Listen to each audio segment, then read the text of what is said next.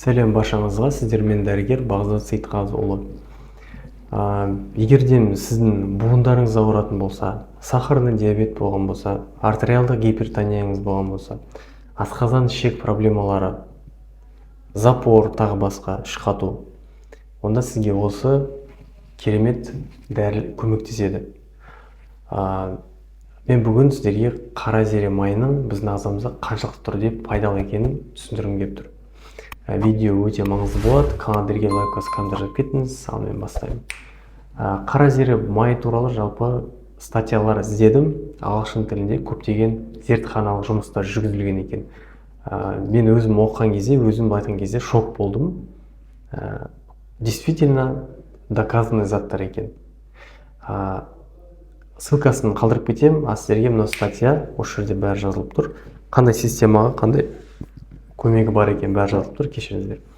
Мен сіздерге бәрін түсіндіремін. Қараңыз, қара зере майы бұл туралы хадис та бар. Дословно айтпай қойын, бірақ мына жерге шығарып қоюға тырысамын. Религиозный жағынан да, ислам бойынша бүткіл ауруға шипа деп айтқан. Ол религиозный жағы. Медицина жағын алып қарайтын болсақ, пожалуйста, мынау медицинский статья тұр. Бұл жерде жазылған заключениясында былай жазған. Жалпы 4 направление айтсам болады. Қазір мен есімде қалған осы 4 направление түсіндіріп берейін. Бірінші направление сахар мен холестеринді түсіреді. Қара зере майы кімдерге ішу керек дейтін болсаңыздар, кімде сахарный диабет бар, болмаса инсулинорезистентность бар.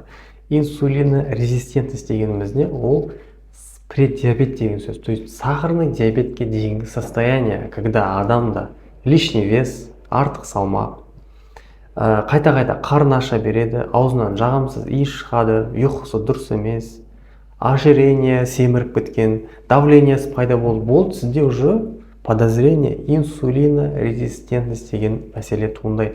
Негізі адам баласы нормада ИМТ-сы бойынша өмір сүру керек. Егер давление бар ма? Не істейміз бірінші? ИМТ бойынша өмір сүреміз. ИМТ дегеніміз бойыңызға салмағыңыз сай болу керек. Мысалға, мен бойым 180 болатын болса, салмағым 80 килограмм болу керек. 90-100 емес. Егер сіздің бойыңыз 160 болатын болса, салмағыңыз 60 болу керек.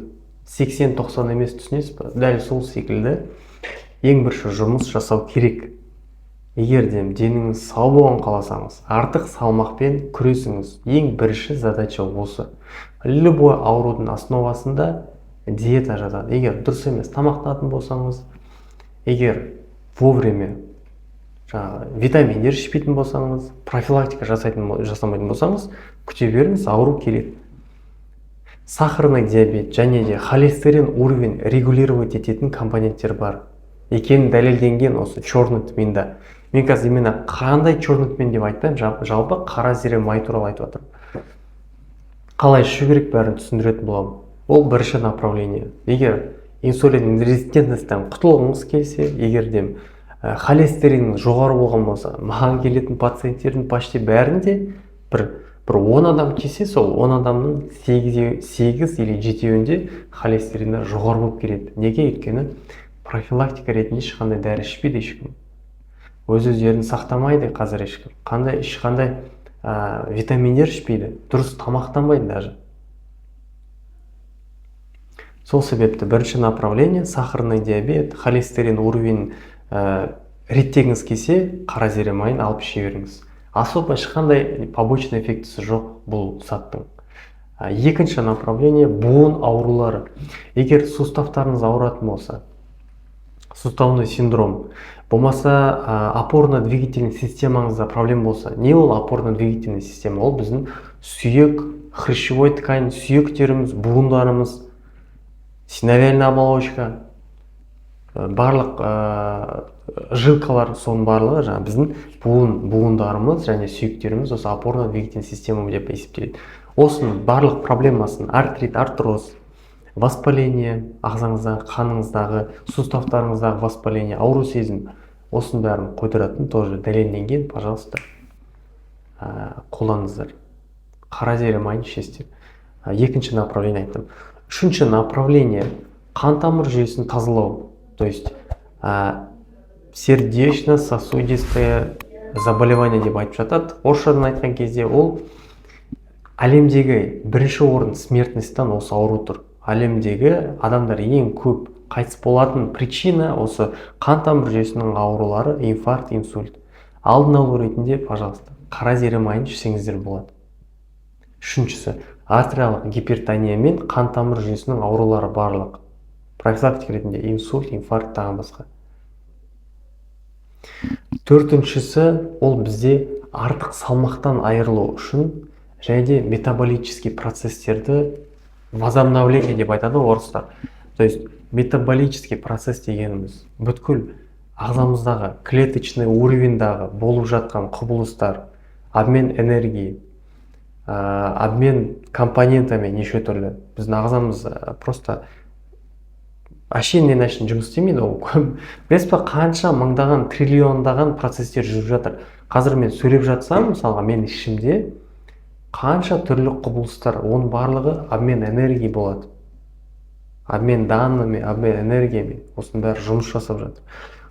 Егер баяулап қалатын болса, онда не болады? Иммунитетіңіз түседі, қан тамыр жүйесімен проблемдер басталады, тағы басқа. Сол себепті энергияңыз көп болу үшін және обмендік процесстерді орнына келтіру үшін және де артық салмақтан арылу үшін, пожалуйста, қара зере майын қолдансаңыздар болады. Жалпы айтқым келгені, мен әшейін басынған айтып бердім, жалпы айта берсем өте көпке созылады. Толығырақ осы астында описаниедан медицинский статьялардан оқып шықсаңыздар болады. Жалпы мына conclusion деген бұл бізде қорытындысын шығарып қоям. Не деп жазылғаны, былай жазылған, көп ауруларға. Не үшін басында айтып кеткендей, қара зере май там бүткіл ауруға шифа деп айтылды ғой, шынымен де доказательно, то есть зертханадан өткізген кезде действительно адам ағзасына пайдасы өте зор екен. Бірақ мен панацея деп айтпаймын. Панацея дегеніміз не? Любой непонятный ситуацияда қара зере майын іш деген зат жоқ негізі. Бұл өте керемет дәрі профилактика ретінде. Болмаса кейбір аурулардың алдын алу ретінде и ауырған кезде мысалға жазылу ретінде де болады ішсеңіздер. Но бірақтан противопоказаниялар да бар. Соның бірі мысалға өттегі тас, подвижный жылжып жүрген тастар болса, қара зере майы ол тастарды приступ ұстатуы мүмкін. Не үшін? Өйткені майға өт көп бөлінеді и приступ ұстауы мүмкін. Содан кейін желательно беременный кезде ішпей қалған дұрыс болады. Содан кейін почечная недостаточность болған кезде, то есть бүйректеріңіз уже дұрыс функция жасаймайды. Болмаса цирроз печень деген сияқты ауыр жағдайларда бұл препаратты дәріні ішу керегі жоқ. Басқа жағдайларда жаймен ішсеңіздер болады. Тағы бір затты айтып кетейін, аутоиммундық процестерге жақсы көмектеседі. Мысалға мен өз басымда маған пациент келген, именно гипотериозбен келді.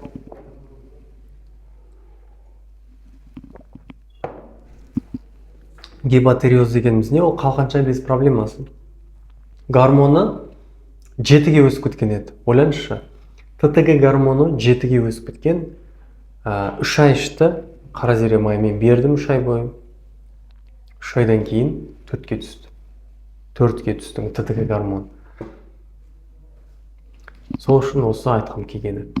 Егер толығырақ видео көргіңіз келсе, осы не жайлы? Дұрыс тамақтану, бауыр тазалау, төбеге ссылка қалдырып кетемін, міндетті түрде көріп шығыңыз, өте маңызды видео. Егер осы видео сізге ұнаған болса, каналға тіркеліп лайк басып комментарий кетіңіз. Сен болған мен дәрігер Бағзат Сейітқазыұлы. Келесі видеоларда көріскенше сау болыңыз.